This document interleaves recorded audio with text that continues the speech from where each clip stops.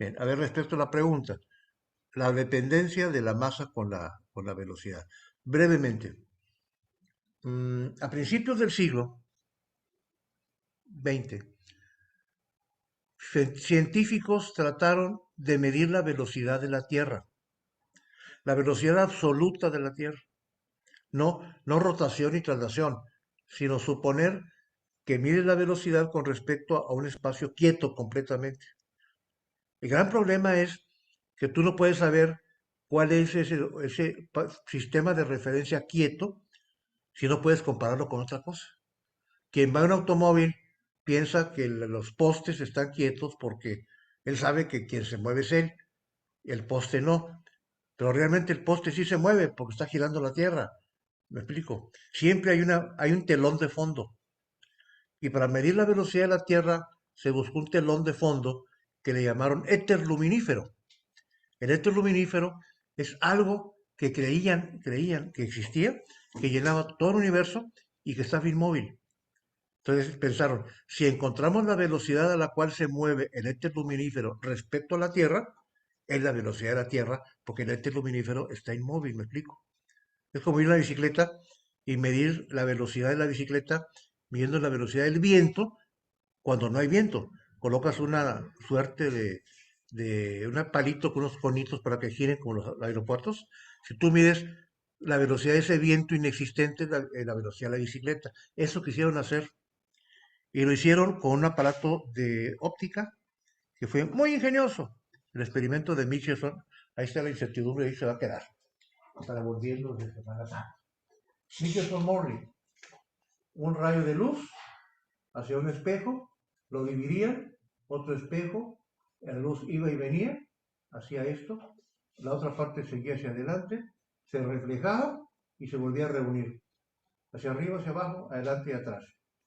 La idea es que si la Tierra se mueve para allá, porque está girando, este gráfico no es así justamente, sino que tendría una parte así, a favor y en contra del movimiento de la Tierra, y la otra, como se está moviendo estas dos líneas, tendría más bien algo así, un triángulo. Porque cuando este rayo de luz suba, el espejo se mueve y hace esto. Y la idea era comprobar qué diferencia de tiempo había entre esta trayectoria y esta otra. Teóricamente se encontraba que había un número muy específico de la distancia, más bien la distancia recorrida era diferente. Y dijeron, si comparamos las diferencias de esas distancias, yo puedo calcular la velocidad del éter, premio Nobel garantizado. Lo malo del experimento de Michelson y Borren es que no funcionó, fue un fracaso. No hallaron diferencia, dijeron, no puede ser. Parece ser que a la luz no le importa si se mueve la Tierra o no, siempre es la misma. Si una locomotora va en movimiento y se prende una lámpara en su interior, la velocidad de la luz para el maquinista es c, 3 por 10 a la 8, y para quien está afuera y la ve pasar, también va a ser la misma que tenía que un maquinista. ¿Me explico? ¿Por qué? Porque el móvil no le afecta.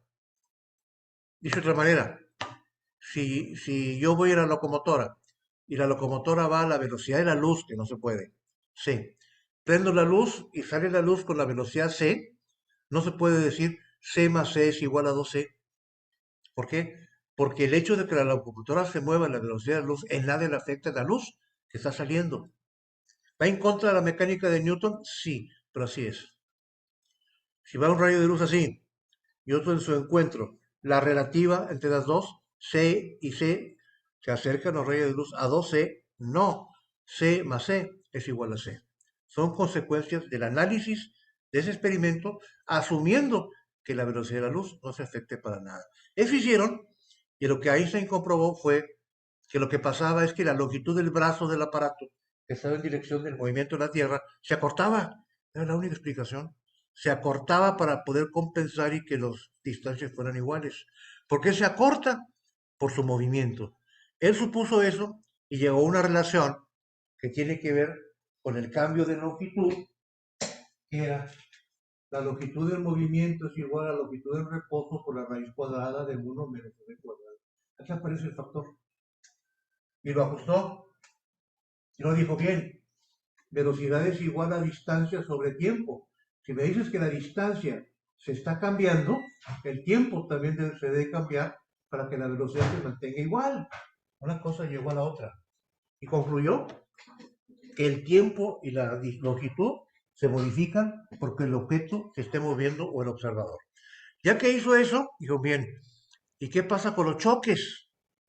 Una nave espacial va en movimiento y va otra, se lanzan pelotas y chocan con cierto ángulo por las velocidades, y él concluyó que para que pudiese tener sentido la relatividad con todo esto, es que la masa de los objetos dependía de la velocidad. O sea, que la inercia, entiéndase, no piensen en masa como el tamaño de un ladrillo. Un objeto, no importa el tamaño, no importa cómo se mueva, ¿sí? La densidad no va a cambiar, ni mucho menos. Es la inercia, la resistencia a ser detenido. Esa es la definición correcta de masa. Y encontró Einstein que tenía sentido suponer que conforme la masa se moviese más rápido, la masa crecería, porque la masa depende de la velocidad. Por eso que el dicho aquel, nada es absoluto, todo es relativo. Distancia, tiempo, masa son relativos a la velocidad. De hecho, sí hay algo que es invariante y absoluto, la velocidad de la luz. No sabemos por qué, es siempre la misma, y es el eje de la relatividad y de la física actual. Entonces se concluye que la masa es un concepto físico que depende de lo rápido que el cuerpo se mueva. Y entre más rápido se mueve el cuerpo, su masa crece más. Teóricamente, conforme la masa se acerque en su movimiento a la velocidad de la luz, la masa tiende a volverse infinitamente grande. ¿Cómo le haces para acelerar una masa que es infinitamente grande? No hay energía que lo logre. Y por eso tiene razón, decía Einstein, que se establece el límite de la velocidad de la luz para la máxima que un cuerpo puede tener. Y ahí proviene. No sé si te quedaste igual de confundido o menos, pero eso es lo que hay. La razón por la cual a Einstein no le dieron el premio Nobel fue que los físicos dudaron, se veía muy este, payaso el tipo de modelo que él proponía en cuanto que eran cosas muy de la imaginación. Y dijeron, ¿qué tal si pasa el tiempo y resulta que alguien demuestra que no es cierto? Y ya le dimos el premio Nobel, ¿se lo quitamos o qué? Les dio miedo. Pero conforme el tiempo pasó, las evidencias demostraron que tenía razón. Algo importante en física de partículas, el muón.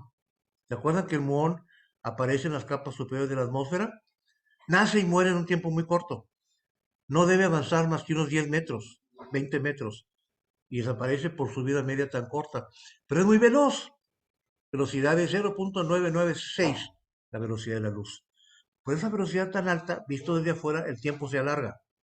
Y se alarga lo suficiente para que el muón no solamente rebase los 20-30 metros, llegue a la superficie de la Tierra. Se hicieron pruebas muy importantes y detectaron que llegan. Solamente se puede explicar que eso suceda partiendo de que la relatividad es cierta. Los satélites de GPS, el GPS te dice dónde estás con una diferencia creo que de 5 metros. Esos tipos de sistemas GPS no funcionarían si no es por la relatividad.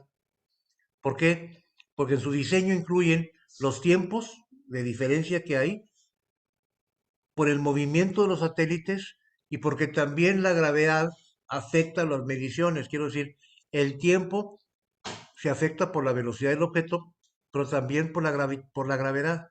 Entre más mayor es la gravedad, el tiempo se alenta más. Un reloj colocado, por ejemplo, a nivel del jardín en la prepa, con un reloj idéntico colocado en el quinto piso, marchan a ritmos diferentes. El que está más abajo corre el tiempo más lento que el que está más arriba. Para medirlo, tendrías que tener un reloj atómico como con 20 dígitos. Es muy difícil, pues la gravedad les afecta. Esto ya está comprobado. Esto funciona así. Por eso, cuando hay un agujero negro, la gravedad es tan intensa que conforme una nave se acerca, el tiempo corre más lento, más lento y más lento y más lento, porque la fuerza de la gravedad crece. Eso tiene que ver con algo llamado relatividad generalizada. ¿Sí?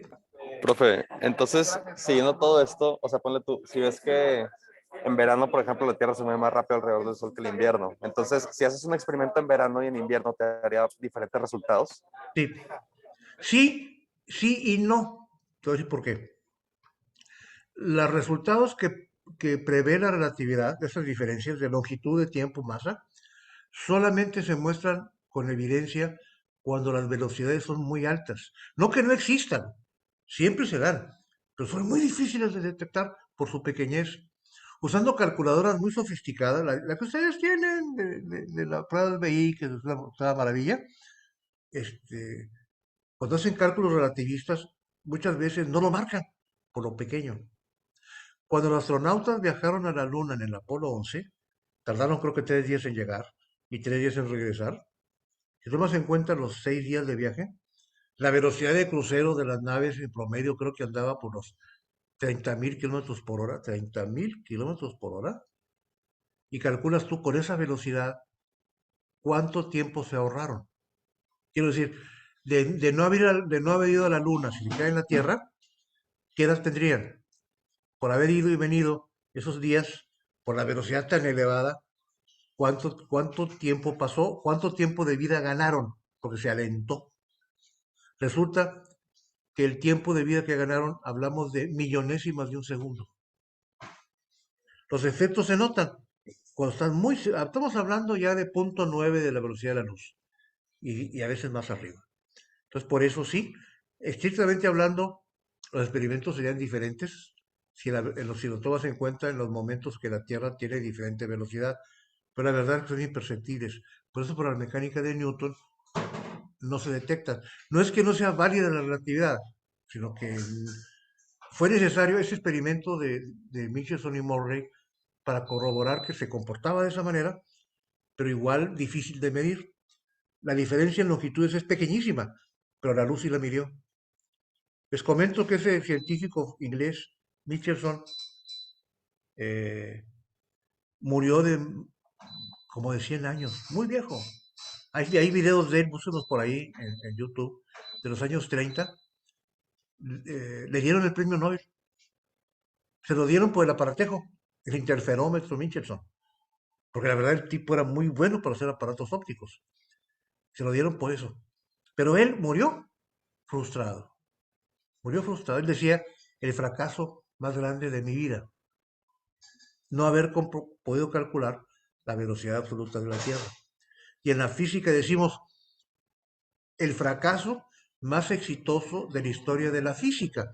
Porque gracias a ese fracaso, con ese interferómetro, nació la relatividad. Ese es el punto. ¿Ya? Ya, más claro, profe. Gracias. Ya es la hora.